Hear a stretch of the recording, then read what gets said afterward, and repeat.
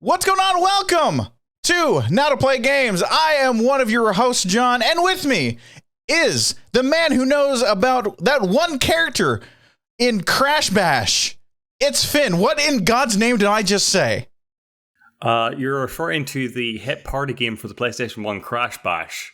And I believe the character you're referring to is a mashup between a gorilla and a kangaroo. His name is Rillaroo, if you can believe it.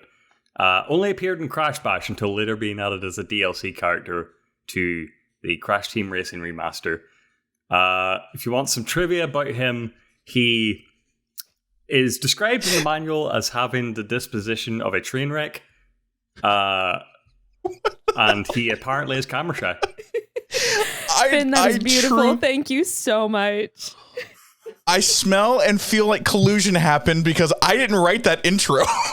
I don't know what you're talking about. All of a sudden, I'm reading the intro. I'm like, that's not what I thought was happening. And then all of a sudden, having a producer isn't just fun for you, John. Okay. Hey, I had to do something for you guys. Okay, you know what?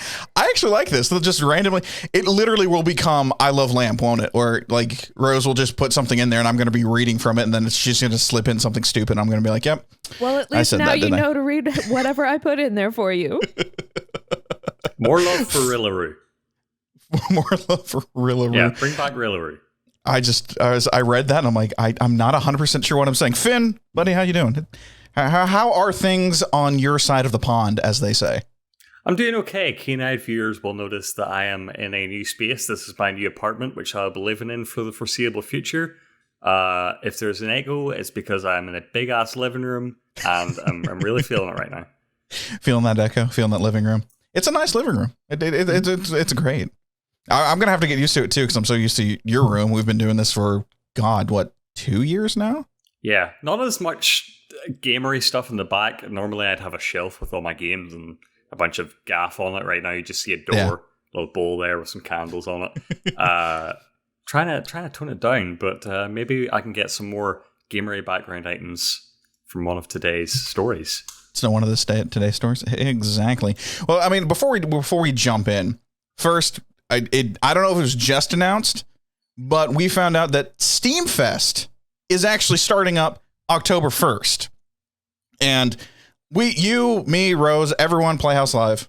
Dang it! Now to Play Games. We love our demos. That's one. Chat, keep me honest. I have no idea how many times I'm going to say Playhouse Live. I've been trying to get it out of my head. We are no longer Playhouse Live. We are Now to Play Games. But we love the demos. We stand demos here on Now to Play Games. And I'm just reading something from The Verge because I was just going to let's talk about it. What are you expecting? Anything bigger? Anything that you want to see? And I read this wrong. I will fully admit that I read this wrong. But it says, an IGN reported that The Last Campfire and Hello Games, the creator of No Man's Sky, will also have a playable demo available as part of Next Fest. Mm-hmm. And for a second there, I was like, wait. They're both out. Like, No Man's Sky is actually out. And, and I had to think about this. I'm pretty sure this is going to be for The Last Campfire because I think I have it on my Xbox and it's on the Switch, but I'm pretty sure it's not out on Steam yet. So you're going to get to play a demo of it on Steam starting the 1st. I was just very, very confused for a second because I was like, wait, that game's been out for at least 6 months.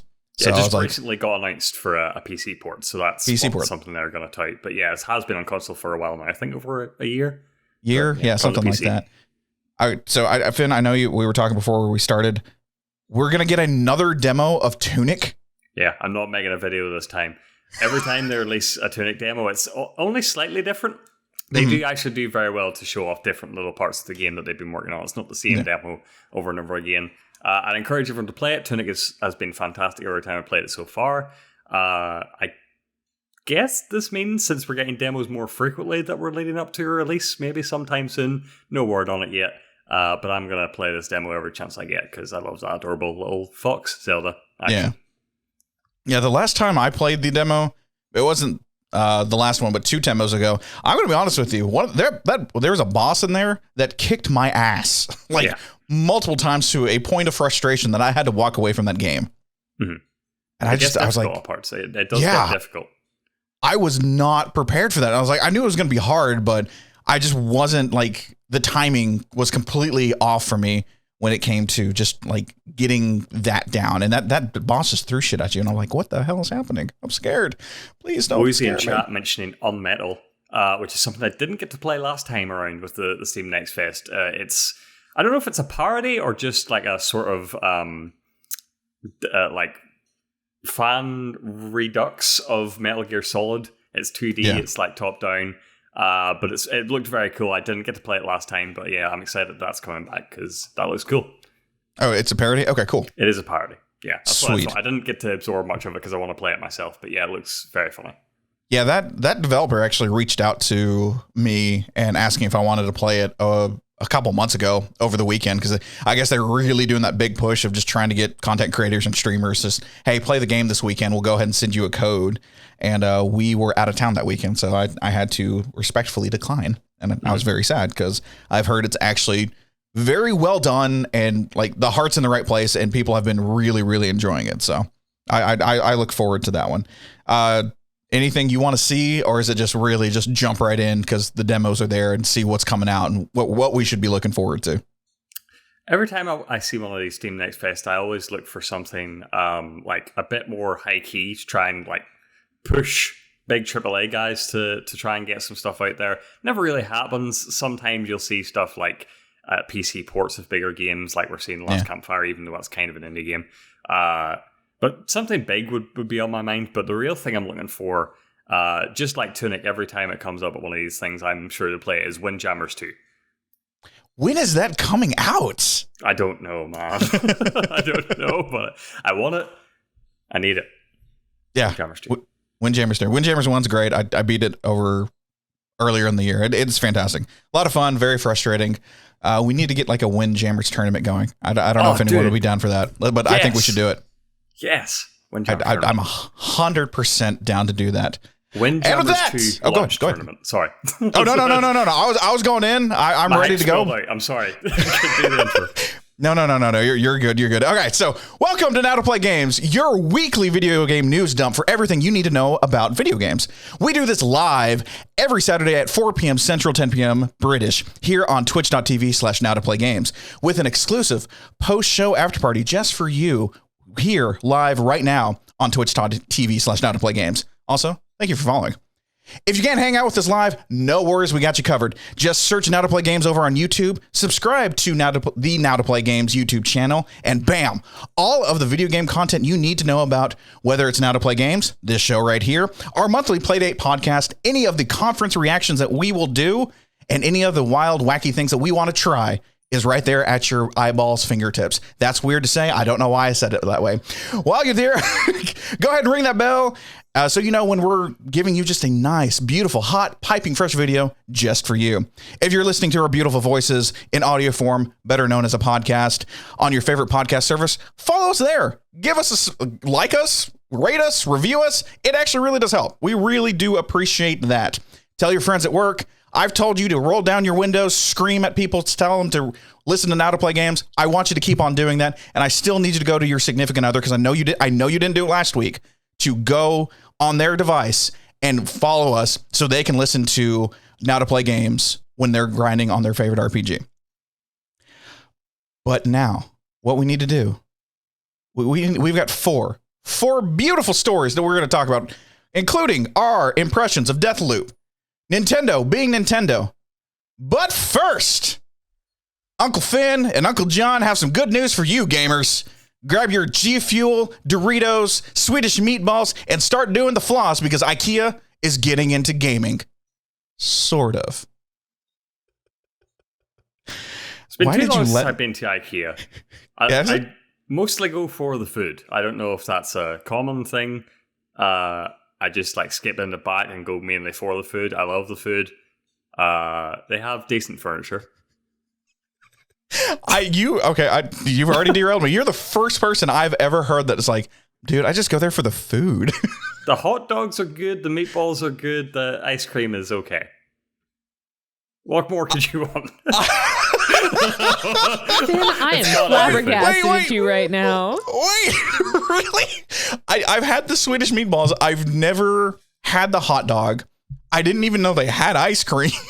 Yeah, they have little ice cream machines and free refills on drinks. It's better than most fast food restaurants.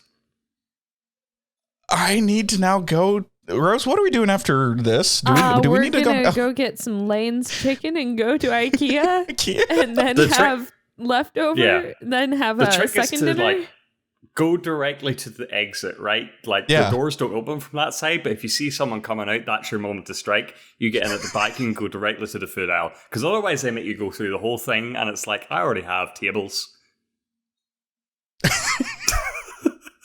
Like that's all that it is. It's just a bunch of tables. Just beeline past the tables, get to the Swedish meatballs and hot dogs. What I don't have is ice cream and hot dogs. Oh my god! All right, IKEA. They have good Swedish meatballs. Apparently, have great hot dogs. They have gaming furniture. In collaboration with Asus ROG, in October, IKEA will be releasing a new collection called the Gaming Range, which is going to include everything from chairs to accessories to desk to storage solutions. This was coming from Kotaku and Luke Bucket, and I had to include this in there. It was brought up on our Couch Page stream yesterday, if you're listening to this on Saturday or Sunday, on Friday. And then Finn put it in our Discord, and I'm like, I have to talk about this because I was looking, I found pictures. Thank you, Rose, for that one. I found that picture. Who in God's name is Velcroing their freaking keyboard up on a pegboard after they're done playing Fortnite? I did not see that picture. That is hilarious. Like they literally did that, and that's what it is. They've got pegboard. Some of the stuff's really cool. Like the chairs, I'm in the market for a new chair. I kind of like that mesh chair with the head like rest on there. I think that'd be kind of cool, but I cannot get past that pegboard. I really, who does that? What sociopath like does that? Like, they don't have it in the shop. Over to the left, there's a big red emergency button, like in case of gamer emergency, press this. And then they all just like hook off the wall, and it's like, get to your battle stations. There's a lot of like crossover between like military terminology and gamer. You are not wrong. What is that about? I mean, like FPS is Call of Duty, I guess, but like sometimes we just want to play Tetris and not think about war. Tetris is the ultimate peacemaker. Yes, that's 100% correct. But yeah, it's like it literally, you're putting your tactical gear up on the wall, ready to go. I mean, granted, I know some of those keyboards are what, $200-$300. I get that. You want to protect it, but who is literally just, all right, I'm done with it, and I'm going to go now hook it up. Like I barely put up my controllers, let alone I'm going to unplug my keyboard. No. There is no barely put up your controllers. You don't put up your controllers. Thank you. I saw that. I just got called out. Haphazardly scattered across the floor. Dude, it's bad sometimes. It's bad. Yeah, you're and then why would you, looking at that controller, I mean, and if you're listening to the audio version, like literally this controller is hooked onto this pegboard, and I'm very concerned about the LR and the L buttons, the bumpers. Yeah, the triggers and bumpers are going straight into the pegboard. Yeah, hooked up in a way as if you were playing it, but it's on the wall, which is really bizarre. But you couldn't access the trigger buttons, because I've seen people like especially with like Xbox Elite controllers, they'll have different styles and they'll collect them and they'll have them on the wall, but they're always front facing, so you can see all the nice designs. This is like horizontal, like lateral. This harkens back to when I was a kid and you'd go to Walmart or Toys R Us and they'd have the kiosks, and you could actually just sit there on the kiosk. And I truly don't understand why you wouldn't hook that up to that. Or, I mean, I follow at least the logic for the cords on that pegboard, but everything else doesn't make sense to me. I don't. Those USB cords are not being used. Who uses a USB cable and then like ties it up again and presents it all nicely? That is your backup USB cable. That is not in use. That's very true, actually. Like, you're right. Like, no, I'm sure I've got multiple cables. Like, you can't see in my shot over here that are just scattered on the floor. Sooner or later, I will need that cable. Will I? No, but I have a effing box of cables all over, like 2 or 3 of these in this house that I will never use, but I keep just in case. I'm a hoarder of cables. Hi, I'm John. Finn, who in God's name is this for? Like, I looking at this, I know, like, I know the desk is there, and it's a standing desk, and I'm a little upset because I bought Rose and I new desks, new big wide desks. They're fantastic, but IKEA has some actually good standing desks, and I'm a little sad about that one. I have one at work, and it's great. I follow that. Gaming, sitting in the chair, you got to stand up, you got to move everything around. But who exactly is this for? Or is IKEA? Is Sweden known for gamers? I really don't know. PewDiePie, I'll have you know. Oh, yeah. From Sweden. PewDiePie is Sweden. Think about it. He's Swedish, isn't he? Son of a bitch. I don't know many Swedish gamers. But I feel like this is for the mass market, John. I feel like who knows how to optimize your PC environment better than gamers, right? We've got chairs down. We've got like the most comfortable chairs. We've got like pretty nice battle stations, pretty nice like little desk setups. So I think this is for those people to just have that experience. You know, there was a time in my life that, like, with all due respect, I grew out of, but there was a time in my life where I was like, RGB on everything would be the coolest setup ever. Yeah. And so I think stuff like, they don't show awful lot here, but something like a pre-built LED strip with RGB components and stuff. Yeah. And like little chairs that can match different color schemes as well. I feel like this could work for people. But for me, I'm sort of in that mindset where I used to grow up and I used to have a lot of those, like, what most people have, like they have t-shirts and clothes and little accessories with their things that they like on them, like just logos of their favorite game or whatever. I'm now at the point where, exactly that. Not to play games, where I prefer the t-shirts that are to do with games or anime or whatever, but they're a little bit more subtle. Like, only if you know exactly what it is will you like see it. Otherwise, it just looks like an abstract design. And so for me, that same thing applies to my workspace. I'm trying to make it less gamery, if at all possible. Mm-hmm. The ideal word for me, John, is like picture like a really nice Victorian study.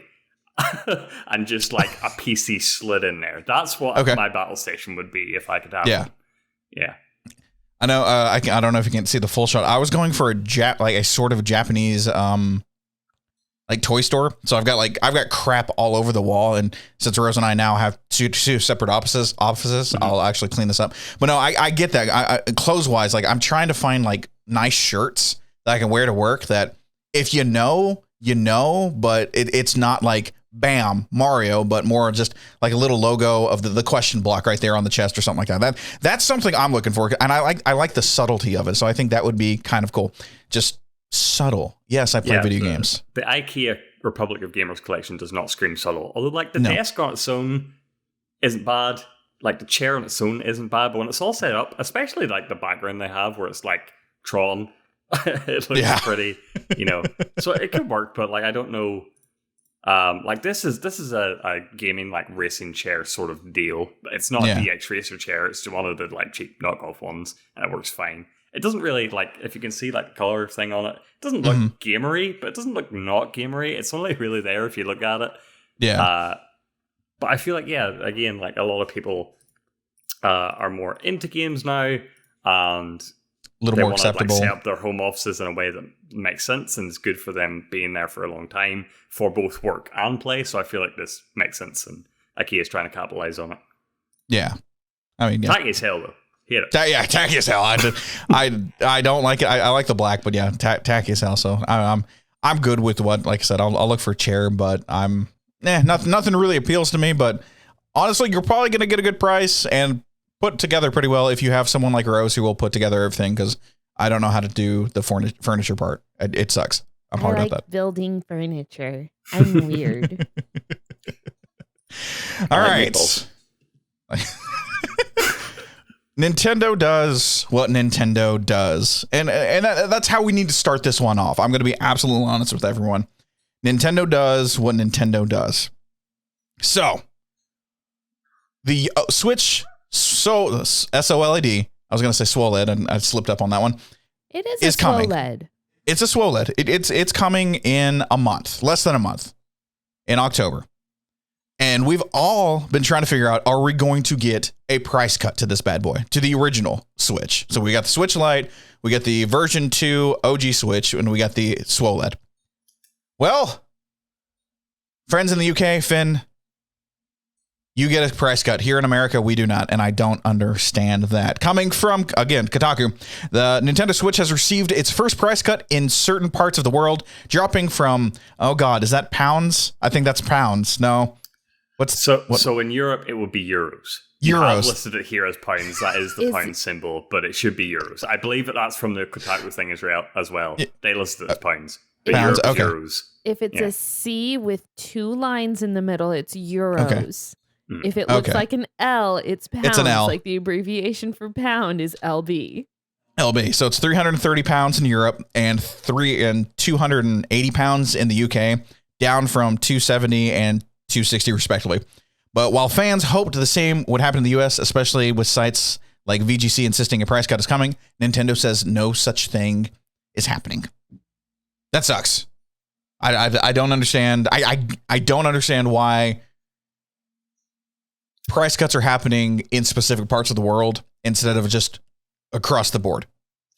Yeah, for sure. When I read this story, it was a thing of like I assumed it would be a price cut all the way. I didn't think there would have to be a price cut at all, because I assumed when they sold the Switch OLED that the current Switch in its current form would disappear entirely, and this is the new Switch you buy if you're going to buy a Switch. But it seems like they're just keeping this in stock. Why not? Why not have a more affordable option if you don't care about OLED screens? So it makes sense. I can't say exactly as to why this is happening. I tried to think of a thing related to a story that happened earlier in the year, where Valve were fined by the EU for geo-blocking.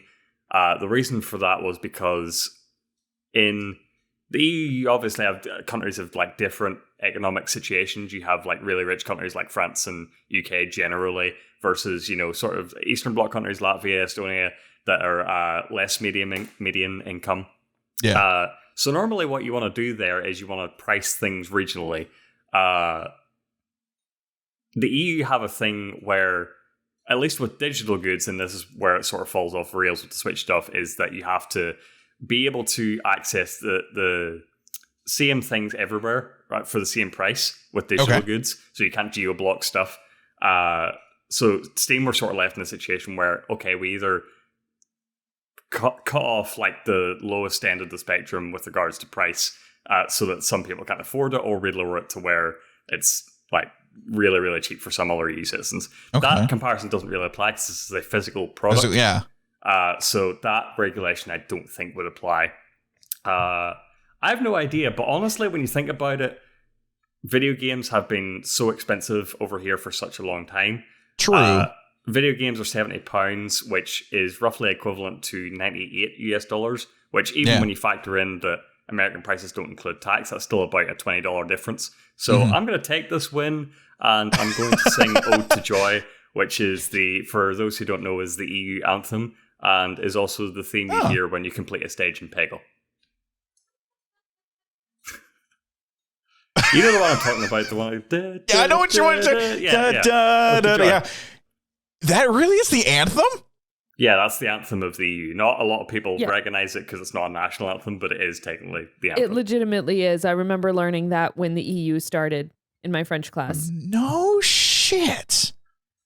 But also Brexit, so we don't sing that anymore. Oh my God, that's cool. I actually had no idea. In chat, I saw Woozy asking about the Steam Deck. Any updates on that one? Last I heard, maybe a week ago, that they're finalizing the whole thing, and it should start mass production next month, I believe, which kind of throws me off a little bit because we're supposed to be getting that bad boy in December. I know I'm not getting mine. Mine actually got pushed to Q1 2022. That's the last thing I saw. Finished finalizing everything and going into first round of production. Does the Steam Deck have an OLED screen? I don't know. I think it's LCD. I think it's LCD, and it's a wonky resolution. I think it's taller than wider. And that's what we've gone with electronics. A lot of Apple laptops now. A lot of laptops have gone tall instead of full on widescreen. So it's not the 21 by 9 or something like that, or 20 by 11 or something like that. But I do know it's a taller screen and a 812 or something like that resolution. Mm-hmm. But yeah, that's your Steam Deck. The only other thing I could think of with the EU specific price cut is maybe they have some sort of parts agreement in the EU or some sort of distribution facility or production thing in the EU. Unlikely, because like most things are made in Asia now, so I don't know. It would be really like a deep cut into Nintendo how they work.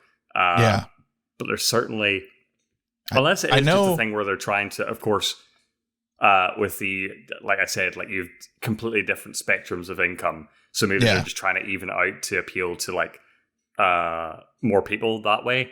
And maybe they thought because like you'll just import it anyway, we'll give the price cut to the UK people too. So I don't know. Yeah. And that's the thing. At the end of the day, if it gets more Switches in more people's hands, I'm completely cool with it. I think I want to say Nintendo moved their production like 2 or 3 years ago out of China to Taiwan. I believe it was another. It was a completely different country because there were taxes and like import fees and anything, all that stuff that like they actually were like, oh, it's going to drive up the prices. So they completely moved their production factory out of that country into another one. And I remember that off the top of my head. I do not remember now which countries. Looks like they moved it to Vietnam. Vietnam. In 2019. Okay. Oh. It's so cool having a fact checker with just stuff like that. Isn't it? It's so good. We don't sound like complete jackasses. I would have never been able to pull out Vietnam. Oh, and by the way, the Steam Deck has a 7-inch LCD screen. Okay. Fantastic. All right, 7-inch LCD, which is the Switch OLED is about that size if I remember correctly. I'm still a little sad I canceled it. I kind of want to see if I can pick one up, but I'm not 100% sure. Mm-hmm. Staying on the Nintendo bandwagon, the choo-choo train that was this week. Guess what, guys? It finally happened. It finally happened with Nintendo. Something that we have been begging for since 2017. Bluetooth audio. Yay. It is 2021. That bitch has been out for 5 freaking years. And now we have Bluetooth audio and the latest update on the Nintendo Switch. Why in God's name did it take 5 years? PS5 does not have native Bluetooth. That's true. You're 100% correct. PS5 does have native Bluetooth, and I don't think the Series X does either. So it's kind of one of those weird catch-22s. How does the 3D audio headset work then? Is that through a jack? Because that's a wireless headset, right? Maybe it's through Wi-Fi? I think it's Wi-Fi. Yeah, because it's a wireless headset. And that that black one looks really, really nice. I kind of want to pick it up. But okay, let me tell you about how you can do your Bluetooth audio. There's catches. It's Nintendo. There's always a catch. You can only have up to 2 wireless controllers that can connect to the Nintendo Switch system while using Bluetooth audio. You will not be able to pair additional wireless controllers until you disconnect the Bluetooth audio device. Bluetooth audio will be disconnected during local communication, such as when starting a local wireless multiplayer game. Only one Bluetooth audio device can be paired at a time, but up to 10 devices can be saved on a Nintendo Switch system. Bluetooth microphone cannot be used. Duh. You may experience audio latency depending on your Bluetooth device. Rose, can you do me a huge favor? When was Bluetooth introduced? Because I know we were on either Bluetooth 5 or Bluetooth 6. And we have had so many iterations, and the more the number happens, the bigger the number. I think Bluetooth, what we're on, I think it's 6. You have about like 15 to 20 feet. You can get away from your Bluetooth audio device. Rose's mouth is agape. 1994. Holy shit. Oh, shit. Yeah, because I was going to say, I thought like Bluetooth was like a new thing when I was growing up, like in the late 2000s, but I guess not. I was going to say at least like 2004. First used in May of 1998. Holy shit. Much earlier than I thought. Yeah, that's impressive. That's a whole year ago. Okay. Was born in May 1998. That was the joke. God damn it, man. Bluetooth's pretty cool. I love how Finn, like, John and I are just over here losing it, and Finn just coolly sips his drink. Just like, yeah, that's me. I just said that. Yeah. Oh God. Oh my God. I don't know how to pull out of that one, and it's funny to me that it really was a Switch, like, quote unquote. Like, all Nintendo had to do was like, all right, let's turn it on. And we're good to go. It was clear. It was clearly not a Switch, right? Because they took so long. It was clearly this black magic ritual. Because you can only have 2 wireless controllers if you have the Bluetooth audio, but it will disconnect if you're playing local multiplayer. But online multiplayer is okay. It's fine with that. Restrictions. Okay, so it's one of those things. Like I'm gonna say I don't get it. It's like, okay, you don't have a native like voice chat on there. You don't have native voice chat. I know Fortnite does, and I haven't checked. I don't really play, but these are my Bluetooth headphones as well. I don't know if you can still talk on Fortnite. I think you can. So I'm not 100% sure how this works. I don't understand why it took so long. Because let's be honest. We know, if you're in the know, you know Bluetooth takes a lot of like energy. It takes a lot of battery power. It sucks the battery. It is literally a battery hog. I understand that. If I'm going to connect my Bluetooth headset to my phone, to any other Bluetooth thing, I'm draining power. So why didn't Nintendo just go, oh, here you go. FYI, it's going to drain some power, but please just enjoy your Bluetooth audio. Oh, by the way, there's latency. And you're like, yeah, there's latency with almost everything. Mm-hmm. Your Nintendo shouldn't be the one talking about latency when you don't have an infrastructure when it comes to like online play. That's the last thing you actually need to be talking to us about. So you're going to tell me audio latency is a thing you are concerned about when you don't have servers that have good enough latency? No, Nintendo, I expect better. We at Nintendo strive to make latency clear and upfront to the end user at all times. At all times. I just don't understand. You can guarantee that the Steam Deck will have Bluetooth audio from day one. It does. It won't have these restrictions. All I want, John, couldn't give a shit about battery life. Some of those people that plug my Switch in and never take it anywhere. All I've wanted for years is to just be able to play Smash Brothers, hear the audio, and talk to my friends at the same time. And after all this, I still can't do that. These restrictions mean I still cannot go through that process. I registered. I have beaten games that I don't know what they sound like. Because what do? You take the Switch, you have TV going. I don't want to interrupt Rose doing her thing, so I'm playing on effing mute.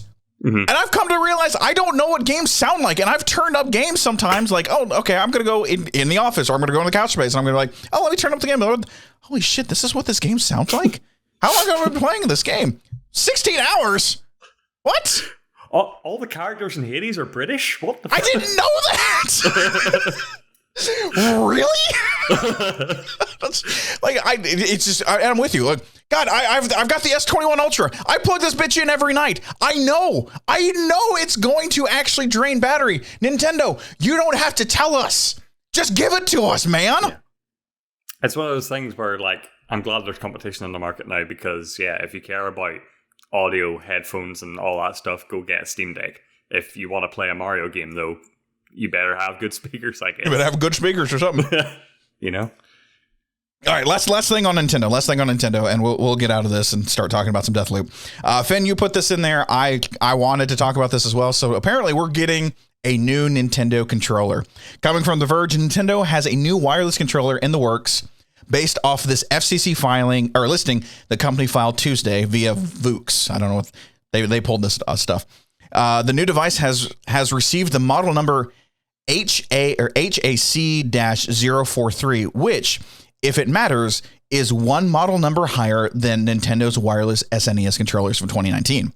Nintendo submitted a 180-day request for confidentiality to the FCC on July 26th that hides more revealing details of the device, like photos and actual schematics. But there are still a few details to share. The device is wireless and uses Bluetooth, mother of God, and it appears to draw more power at 3.5 milliwatts than the Joy-Con's 2.7 milliwatts. FCC label permit, which can sometimes reveal a bit more of how a device actually looks, also suggests whatever it is would be a departure from the single label that Joy-Cons use. Rose, do you have the, or do you have this up, or it's just boxes? That's all the FCC shows. It's just boxes.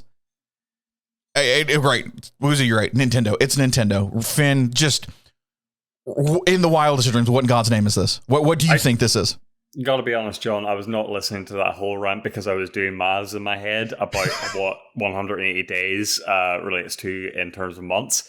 Wouldn't that end roughly December-ish Game Awards time? Yes. Yes? Yeah. Yes, it would. So with regards to what the hell this is, as you mentioned, it has like sort of a sequential numbering thing with like the SNES controller patent onto this thing now. Based off of what we talked about last week, you'd think it would be something to do with like the Game Boy stuff coming to Switch. But how would that really make sense? Like, what would a Game Boy controller for the Switch look like? Doesn't really make sense. So the only thing I can think of is really N64 controllers and stuff. You think? Those rumors... Ocarina of Time, Majora's Mask stuff. They want some N64 going on in there. Oh, I like that. I didn't think about that. Like, I've heard the rumors of the N64. Those started like, we've always been hearing about them, but for some other reason they boiled up this week, and especially because of this filing. I didn't think about that though. Like with having the N64 controller coming out with an announcement of like Majora's Mask and Ocarina, like at Game Awards. That's spicy. I kind of like that. I wish I gave Rose the spicy index, and we did that because that would have been great. Looking at the box, just at the FCC filing itself, what I wonder, and I wonder if they would do this, is like, would you be able to take and buy this thing, drop your Switch in there, and start playing Game Boy games? So it only takes up it actually drops in, takes out half the screen out, and then you're just playing a giant Game Boy with the Switch screen on top. It uses Bluetooth. We know Bluetooth can actually be used for controllers. You just have a giant Bluetooth Game Boy. John, we don't even have a shape. This is just showing where the labels are. First of all, how could you glean anything from that? It's two boxes, man. And no, this is just showing where the labels are on the top and on the back. That's all that this shows. There's no dimensions for the boxes. The boxes could be this size. look, a man can dream, okay? I just look at the two boxes. I'm like, there's a label, there's another label, and like you can just drop this bitch in top and you're like ready to go. Giant Game Boy. Who would want a giant Game Boy? Yeah, also I know like technically we're only 2 episodes into this new version of the podcast, but I will say that is the worst idea you've ever had.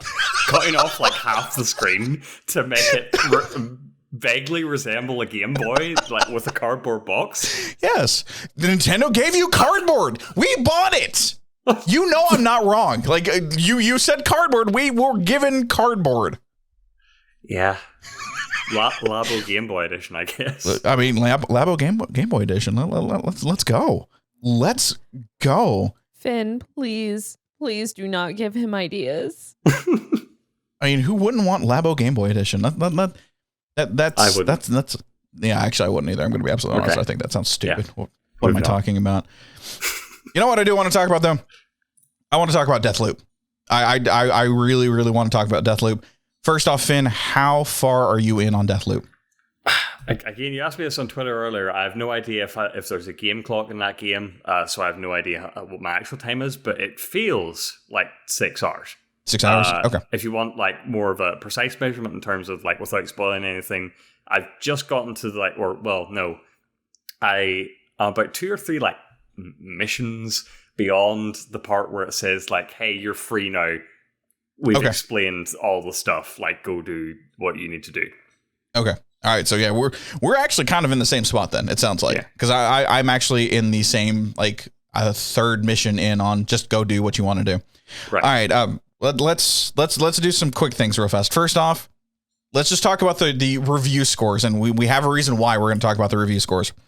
GameSpot and IGN, the 6X's, they all gave it a 10. Game Informer gave it a 9. Destructoid gave it a 9.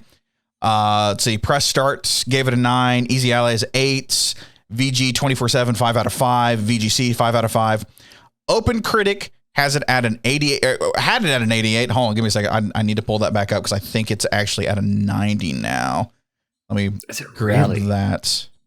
But I'm telling you these scores because we have a specific reason why we are talking about these scores. No, still sitting at an 88 right now. Okay. Let's break this down real fast. We were all talking about Deathloop. Deathloop's been shown to us multiple times over the past year-ish, give or take. And we're all just, what the hell is this game? What the hell is this game? Is it this? Is it this? What do we want to call it? And me personally, I really didn't quite know what it was. I had my ideas until I actually got my hands on the game and I started playing it. And I kind of understand what others were saying when it's like, you really can't market this game very well without it just trying to hype it and hope people jump in and then kind of weirdly word of mouth it. And that's what I have been doing because I understand the game right now as it is. And I want to know, Finn, do you feel kind of the same way when it comes to that marketing aspect of it? Just, hey, they did the best. Arcane did the best they could. You really just have to play this damn game to understand what it's all about. Mm-hmm. I definitely had the same thing where I felt bad about complaining for so long because once you're a few hours into the game, you're like, yeah, how would you explain this to someone who hasn't played it, even if you were showing B-roll gameplay or whatever? I was scared for this game because they did insist upon marketing it, despite the fact that it's really hard to do. And by the time of that, last PlayStation conference that we reacted to a few weeks ago, and you can watch the VOD on our YouTube channel right now if you want to go watch that, everyone was sort of like, oh, enough with this already, right? Okay, either tell us what it is or go away until it releases in a few days. And so I was kind of scared, is this game not going to land? Clearly, I was wrong about that. This is, based on review scores alone, a Game of the Year contender. Yep. One of the highest reviewed Game of the Years across the board. And yeah, just the more I get into it, the more I'm starting to unravel. But there is a lot of different elements at play at this game. It's very, very complex. Yeah. All right. Tell us what you like. What do you like? What don't you like? What's not clicking? And just, do you agree with the overall concept of the scores and all that stuff? So you go first. Floor is yours. I'll jump in after you. One thing I like is that it's different, right? It's obviously not Dishonored. It's a new IP based in this new world, very distinct style. This sort of 70s funk retro sort of thing going on. They have the sort of 2D animations and stuff, and there's a lot of character in this game generally. I love the back and forth between the two main characters, Colt and Juliana, constantly. And when you're playing on PS5, it does the bug snacks thing, where you'll hear Juliana talk to you through the controller, which is very freaked me out the first time. It sounds like a radio thing. It just does add to that whole experience of the game. But generally, I am currently hating everything to do with the gameplay of Deathloop, which I realize I'm in the minority on this. I did have someone warn me about this earlier. I have a friend who's really into Arcane games, Dishonored, all that stuff.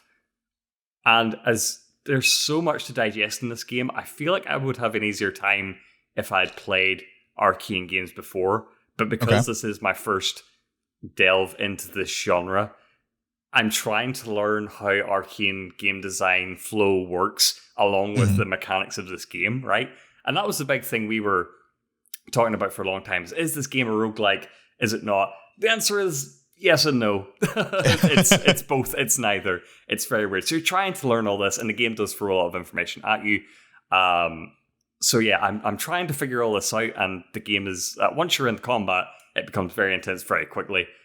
Mostly focused on stealth, which I am just terrible at. I panic during stealth gameplay. I've never been able to do it well in any game. I tried ignoring that after the first few missions, going in gun blazing. That didn't work either. The game is very much intended for stealth. Maybe that'll change as I get through a lot more upgrades. I literally just unlocked the upgrade that lets you teleport like a short distance, like dash in a little bit direction. I was like, okay, this opens up a lot of options now. Which is why when I tweeted out that I was hating it, I was like, maybe this will change soon, because I'm starting to feel different things sort of click. But right now, I am in this mode where I am completely overwhelmed by everything this game is doing. And I feel like I'm not succeeding at anything. I feel like the game design is too smart for me. I feel like you see like geniuses play this game, and you see that at conferences, and they're like, okay, so I've hacked the turret, that's going to shoot that guy, I'm going to lay a proximity mine down here so that 30 minutes later, when the guys have forgotten about that, they'll walk into that and I'm going to stab this guy in the throat. I cannot plan that far ahead. I'm trying to learn chess, and I'm awful at thinking ahead more than one move. And it feels like that sort of aspect where I'm just like, I can't think far ahead. I'm just going to get my shotgun, hide in the corner, and let them all come to me. Finn's sitting in the corner just scared, like, he's coming for me. Yeah, I just like make noise and like say, I'm over here, and I'm set up in my little room, and I'm just like, come get me. But that's the only way I know how to play right now, as game-based upgrades. Story-wise as well, other than Colt and Juliana, like, again, maybe this will change. I don't care about anyone else in this game. Yeah. I'm going around. There's a lot of the story in this game is digested through notes and little audio tapes and stuff that I just do not care about. And normally in a game, you'd like be able to ignore that because it's just extra lore guff. The thing about Deathloop is it's key to the game. Yeah. You need every single thing because it is a roguelike, but less so in that you're acquiring gear, you're acquiring abilities. You are doing that, yes, but most of the thing that's going to help you, I assume, get to the end boss of this game is acquiring information, knowing where people are at different times, knowing what makes them tick, knowing how you can influence them. It's all sort of an investigation like that. And again, I feel like because I really just don't care about any of that stuff, that I'm going to get to a point where the game will have expected me to figure out that I can kill all of these 8 people at the same time, which is how you win the game. And I just won't have grasped that. And the poor Arcane Leon game designers would be like, what about all this info? I'm just not reading, and I'm just like, I'm going to kill this guy. I'm going to kill this guy. But you're at the end of the game. You can do the last mission. You can beat the game, and I'm just like, no, whatever. I'm just getting loot. I'm scared that that's going to happen. But ultimately, I feel overwhelmed right now.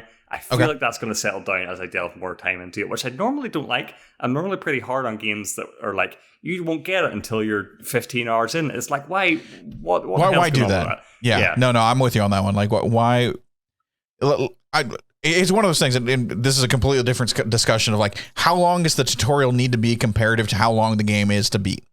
Like, where is the positive on that one? Because that was my biggest thing on Death Stranding. I'm going to be absolutely honest, John. It really gets into gear at like hour 16. I'm like, I don't have 16 effing hours to actually play a game, like unless it gets good, like almost Ricky Tick. And I'm with you on that one. What else? Is there anything you just straight up just don't like? I understand the information thing. I understand that stuff. Like, they're like, I wish they did this different, or I'm just like, I'm not feeling this at all. So I've not really encountered any bugs. But again, there was like a thing where I don't know if you've got like, so there's 8 visionaries, they call them in the game. It's 8 targets you need to kill to close the loop that's happening, right? This time loop. And one of them is like a radio presenter called Ramblin' Frank, I think. Yeah, Ramblin' Frank. Yeah. And so like I did his mission and I'm like wandering around and I finally got to his bit.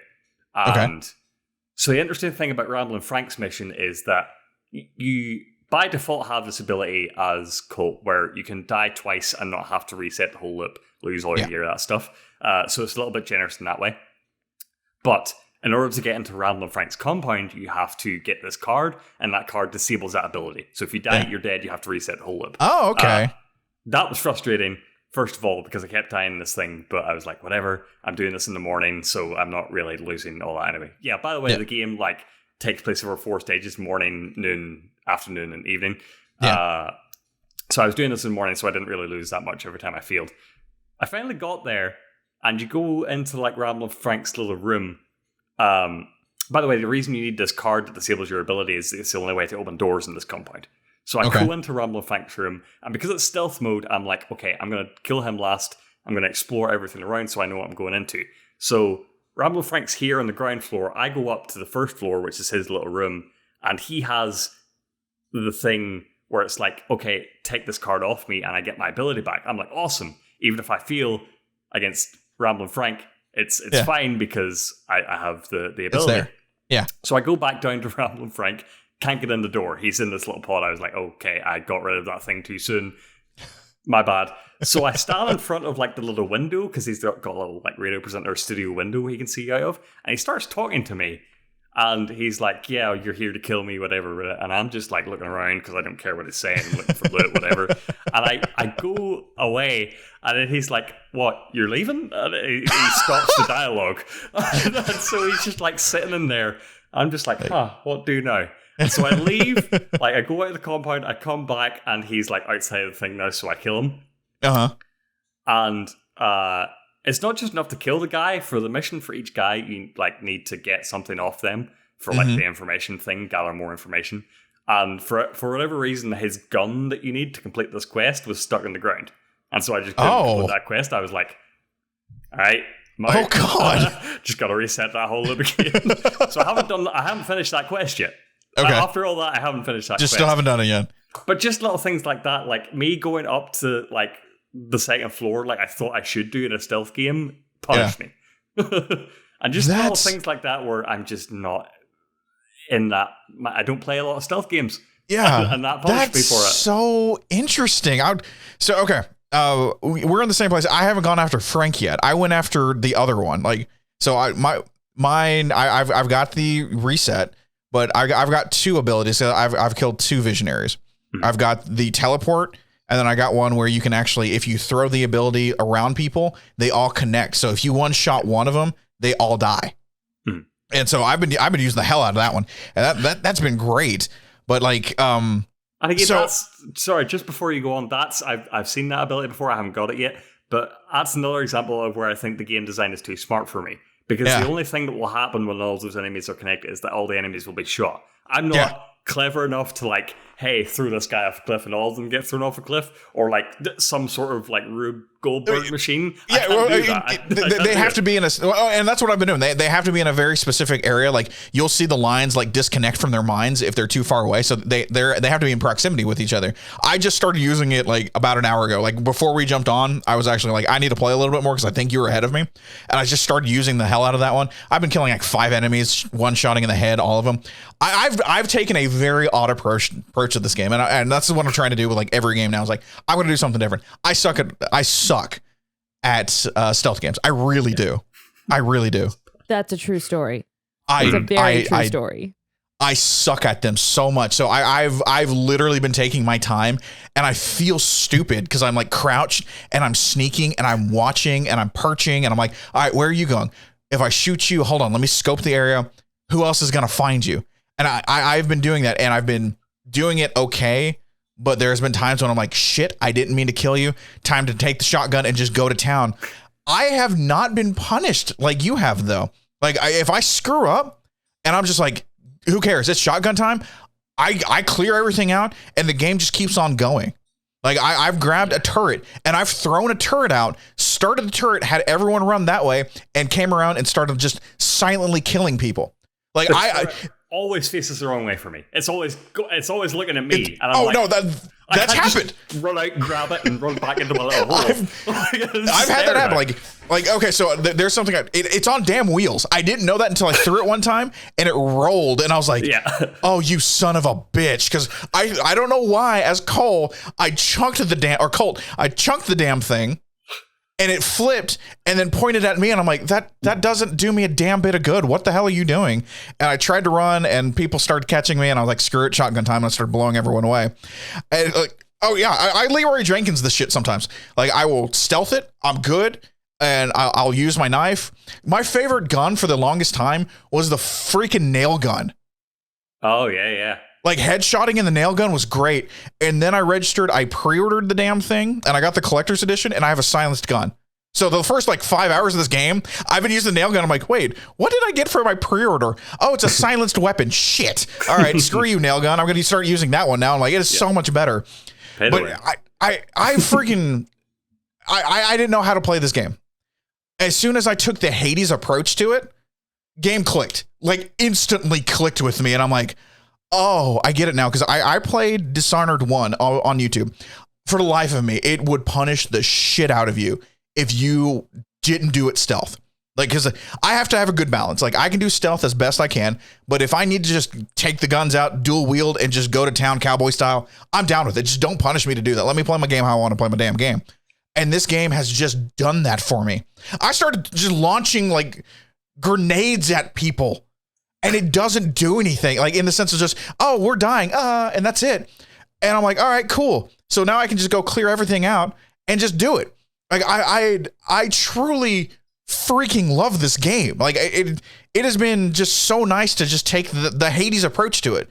Because that's exactly what it is. I will say it's more roguelike than people want to admit to it. Because Finn, you're right. Like it's a little bit of A, a little bit of B. It's both. But just to go, you know what? Screw it. I want to go stealth. Oh crap! I killed you, but someone behind me. I didn't catch you. All right, screw it. Here's a shotgun. Blow you away. Oh, there's another guy. Blow you away. Kind of go run behind a building real fast, and everything calm back down, and I can just stealth again. Yeah, that's great. Every turret I find, I unlock that bitch. It is mine. And then if I start running, if I screw up, I'm gonna run toward those turrets, and I'm gonna have you get picked off by a turret.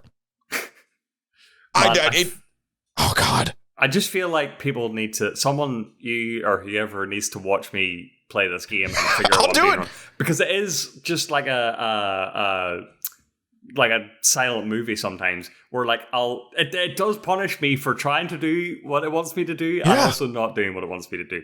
Because like I'll have the stealth approach and I'm like, okay, I'll set up traps and I'll wait and I'll know the patrol and I'll wait and they don't come where I want them to come. It's like, okay, they're just like walking back and forth. Okay, I guess I got to get out there and lead them there. And then they still don't want me where I come to. So I end up like running around and like I've set up like proximity mines and trip mines. And they don't trigger for you, but like you run by them and then the guy's there and he triggers them and then I blow up. And it's like, oh, that's the worst. Oh my God. No, I've done that. I've done that. Like, all right, I should be far enough. Oh shit. And I got blown away and I was like, oh, well, this sucks.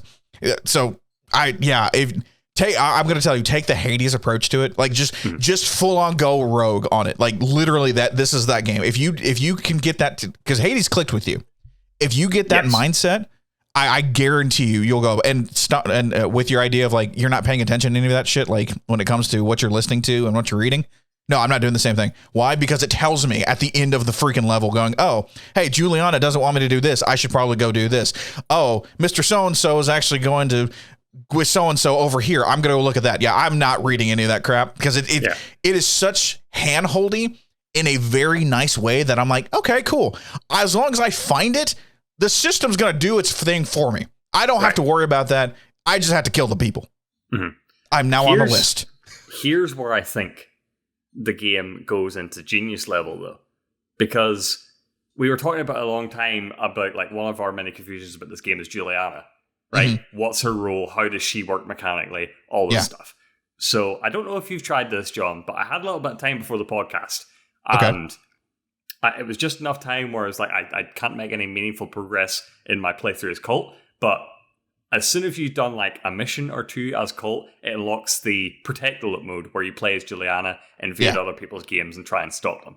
And so the way that works is, you basically have this list, and I think there's a similar thing in Hades where it's like you have the Pact of Punishment, where like you can like make the game harder for you in different ways. So basically, Juliana has a hunter level, and you upgrade that hunter level by basically killing Colt in different ways, like basically rhyming off achievements. And so it encourages you. That's what I thought. I was like, is this just going to be a bunch of like pub stump people like who are good at the game just invading my game and killing me instantly? It's in your best interest to not just like directly go for Colt and shoot him. Mm-hmm. It's like you're going to have a list of things ways you want to kill him in unique ways, and it's going to be like, okay, I'm going to set up traps here and do this. Okay, that's awesome. Things. And it's very, very fun. I only did it once. I did manage to kill Colt. He ended up escaping because he had that rewind ability. Yeah. But I did kill him once. You have a masquerade ability, so you can disguise yourself as one of the NPCs, one of the enemies in the game. Oh, And God, so you no. can just like, have you ever heard of the game Hidden in Plain Sight, where it's like you're trying to see NPCs or like see who the real players are? It's basically like that, where you have to like walk like an NPC and try and disguise yourself, but also not get picked off. You have to know where he is, and it doesn't tell you where he is. But like, I was basically doing this, and I was going through my NPC patrol route, and I looked out a window. I opened the window, and I was like, I see him. He's like crouched down, and he's like about to go to hack the antennas or whatever. And like, it was funny because the NPCs can't open windows in this game, so it was just like, whoops! Oh, my bad. Okay, I know where he is now. I got to plan my route. He's coming here. Oh, it was so fun. And I feel like most of my enjoyment through this game is going to be playing as Juliana. Yeah. Just killing other players, because the cult thing hasn't clicked with me yet. It might down the road, but in case it doesn't, I'm glad that Juliana exists. I'll be honest, I wanted to invade your game. That's why I was looking for you, and I was like, oh, Richard, we weren't friends on PlayStation. The first thing I was like, okay, invade a friend. I was like, okay, it's not online right now. He's setting up for the podcast. Whatever. I was like, wait, I think we are friends. I'm like, where the shit are you? I want to be as Juliana. I just want to invade your game. yeah, big time. Oh my God. Yeah, I love it. I think it's great. I see why people are like, it's Game of the Year material. I really do. It'll be hard pressed for me when it comes to like It Takes Two. I think that's still my number one, but this is a strong contender of could push it out depending on how deep if I beat it and how the story finishes out. It is at least number 2 right now. Don't be. It's John Box. I don't give a damn. You can be friends with me on PSN. I don't give a damn. That's fine. All right, let's do this. We need to check in real fast before we call it a podcast. Before we call it a day, we need to check in real fast with the Now to Play Games Fantasy Critic League. It's been a little bit. We took some time off. We got 3 months left before we crown a victor. And right now, yours truly, John, is still winning. But my lead is diminishing really fast, and I'm scared. I'm sorry, you say still winning? Don't you mean finally winning? True. I picked up some good ones, and I'm finally winning, and I've got the lead. Like I planned out. Everything's working in minus Rose just somehow picking up these damn games. I think she has the top 6 of the top 10 best scored games of 2021. It blows my freaking mind how you've pulled that off 100%.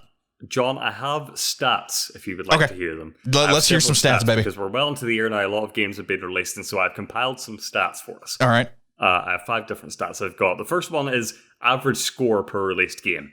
Okay. Who do you think has the highest average score? Rose.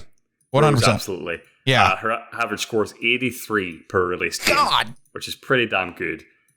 Next up is you with 81. Me closely behind with 80. Okay.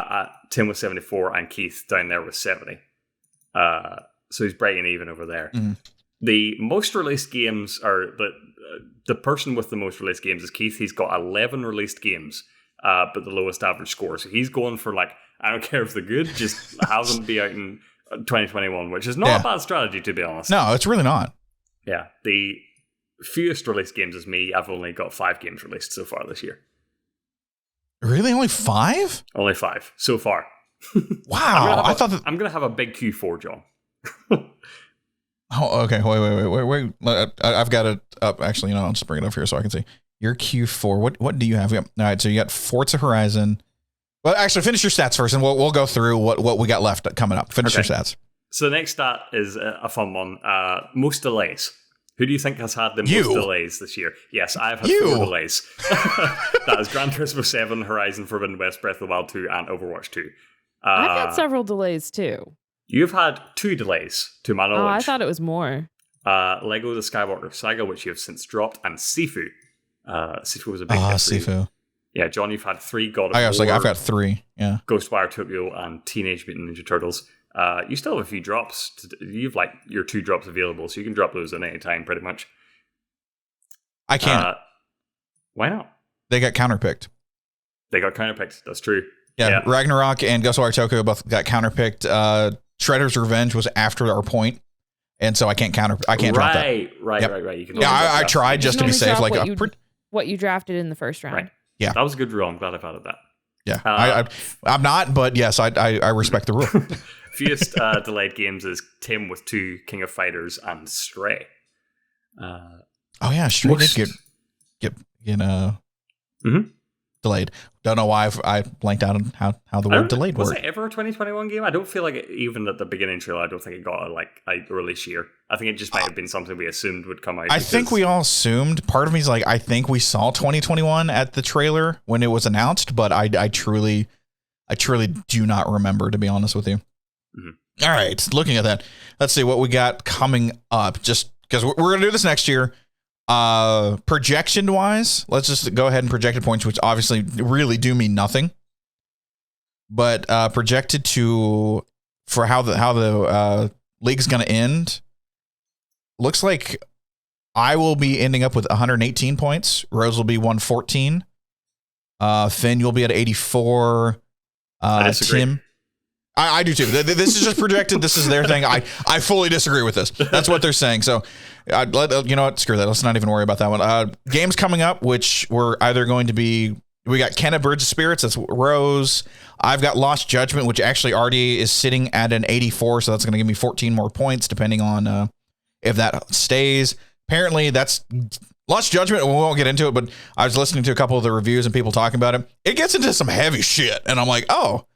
Okay, then that's good to know. Probably a game I won't pick up. I just grabbed because the Judgment did good for me last year or 2 years ago. Right. Far Cry 6 for me. Rose has Metroid Dread, then Back for Blood. I've got Solar Ash, and then Finn. You just back to back with Guardians of the Galaxy, Mario Party Superstars, Forza Horizon 5, and Shin Megami Tensei 5. Like it's. There have been no 90s yet this year, John. I feel like Forza Horizon 5 is an easy 90. I think Forza Horizon 5 is going to be an easy 90. That's going to be my meal ticket. Yeah, I have more stats if you want them here. Sure, yeah, give them to me. Who do you think has the most negative points so far this year, as in the most minus Tim. points? Yes. Tim has lost 25 points in total since the year started. Damn! By counterpicking Scarlet Nexus and having Harvest Moon and... not Persona, Phantasy Star Online 2 in their roster. Rose has lost 19 by counterpicking Psychonauts 2. Haha. I thought that was not going to come out this year. It was not because I thought it would be bad. I thought it was going to get delayed. Keith counterpicked Returnal. Haha, again. And also had Story of Seasons in his roster. He lost 17 points so far. Yeah. This season. I have not lost any. Hey, look at that. You have not That's lost nice. any. Yeah, me and you, neither me or you have lost any points yet. I'm going to lose points in Halo Infinite. It's coming. Yeah. That's good because that still counts. It's still 2021. So yeah, you'll lose a little bit on Halo Infinite. Possibly could be a 90. Obviously, we have the bidding system. So like we have these fake dollars we use. What do you think the most valuable game is? Who dropped the most money on which game? No, it was Rose Metroid Dread, wasn't it? Rose is pointing to herself. Metroid Dread for $70. God damn! I was getting that game. I didn't care what you guys wanted. Holy I think I put like shit! 13 down on it. I got wiped with the floor with. Next highest is me. I bid $40 on Forza Horizon 5 and got it. Yeah, you beat me because I think I bid 35 on Forza Horizon 5. I bid 25 on Guardians of the Galaxy. Keith has the next two. No More Heroes 3 put down $20, and the fifth most valuable game of the year so far is Honey Pop 2 Double Date, which Keith put $20 down on. God. I will also point out that the top three most valuable games have not released yet.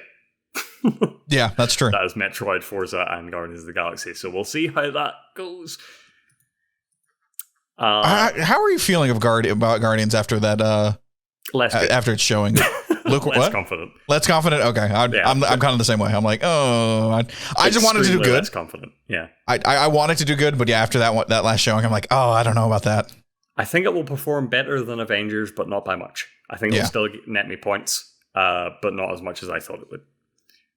Now we're on to this is my final stat, the highest scoring games of the year so far. I've got the top 5 highest scoring games in our league. This doesn't include ones we've missed. Who do you think has the highest scoring game of the year so far? Without looking, without cheating. Oh, I already know this. It's Rose. It should be It Takes Two. No. Oh, really? It is Psychonauts 2, which is my game, which has 88.64 points. It Takes Two has 88.57. So 0.1. So take that. It's really close. They're all like within the next one down is Ratchet and Clank, which is 88.46. Okay. Deathloop comes in at number 4 with 88.25. That's another Rose game. And number 5, if you can believe it, is another Rose game. Monster Hunter Rise at 88.01. When you look at, I'm going to be absolutely honest, and I'm not biased. When you look at Rose's games, I'm like, how? If you didn't do Psychonauts, there's no way in God's green earth that you would not lose. Yeah. Legitimately only because I thought that it was going to get delayed. Yeah. No, and when you pulled it too, when you counterpicked, you even said that. She's like, you're like, it's going to be a great game. I don't think it's coming out in 2021. And if you did not counterpick that, if it did not rake you for 19 points, that would be great. I'm also going to go out on a limb. I am the only one that actually put something out on the line by counterpicking that particular game. That's true. Maybe Finn. Yeah, Finn with Halo. You both kind of put it on the line. I played it safe because we're still feeling the effects of the pandemic in 2020. So I was like, how is this going to work and all that stuff. So yeah, no, I follow what you're saying. I'm with you on that. I love counterpicking as a mechanic because it's so spiteful. I just felt so spiteful towards Halo in that moment. I was like, I'm all or nothing on this. I couldn't do that one. One of the highest rated games of the year that was not picked by anyone, and I'm still kicking myself for it, is Chicory: A Colorful Tale. Is that a 20? Is that 90 in the 90s? Currently sitting on 87 points on Metacritic. God. I've been following this game for ages. Yeah. I forgot it was coming out. Didn't pick it up. That would have been just so good. Yeah, icing on the cake. Yeah. Just real quick before we call it, looking at everyone's Oddworld, Soulstorm for Rose, like just looking at all, they're like, oh, we picked that and it didn't really work for him. That would be Rose's. Mine, goddamn it, is 12 minutes. Yeah. I'm so upset by that one. God, that would have been huge for your season. Oh, and what's sad, what sucks for me is I had it down to, because I picked that one up early and I had 2 extra spots and I was like, all right, I have 2 games and I went away from those two games because Axiom Verge 2, I was like, it was a guess and I almost picked up True Colors. And I'm kind of wishing I picked up True Colors because I think that's what, 82-ish? I think it's 12 points, 13 points. Yeah. Let's see. Looking at Keith Disgaea, getting only 2 points, which kind of actually blows my mind. I thought that was reviewed a little bit better. You and Mario Golf Super Rush, Finn, at 1 point. Well, Mario Golf Super Rush is my lowest scored game of the year that hadn't got delayed, and I blame you for that mainly. But I feel like my biggest feels bad moment because I took a swing with it. I double dipped on Famicom Detective Club, and I thought that was going to pay off for me, and it really didn't. No. 76 is all right. I mean, if they got 80s, both of them got 80s, that would have been a home run in my opinion. I think that would have been great. And then let's see, Outriders for Tim getting a 3 point. So kind of one of those, just like you got the highs, you got the lows, and you're just like, you don't want to talk about Harvest Moon One World.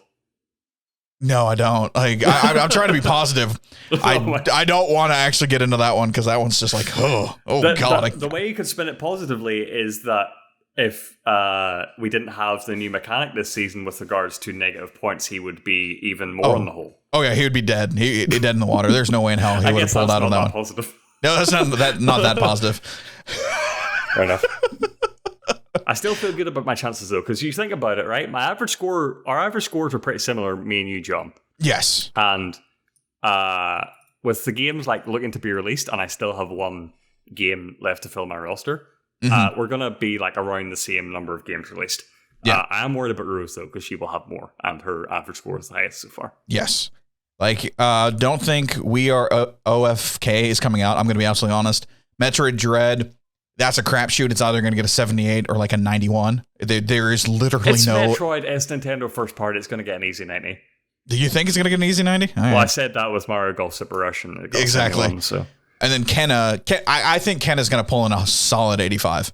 So going to get her 15 points. And then Back for Blood, probably another 15 points. So probably at the end of the day, Rose will be crowned victorious even after losing 19 points for Psychonauts 2. That's impressive to me. Yeah. You know what? I will forever be salty about Psychonauts coming out on time. You know what? You should be. Thank you, Tim Schafer. And a year of delay, I was like, here you go. Seriously, Yeah. I was just like, with the pandemic and everything else, there's no way that Psychonauts 2 is coming out this year. Yeah. Hookers. Tim Schafer, we're calling you out. We're calling you out, Tim, for doing your job, making sure everyone's okay, and bring us a great game, which I still haven't even jumped in yet. And with that, we're going to call it an episode. You and your productivity. You and your productivity, being a smart manager, and how to get people going.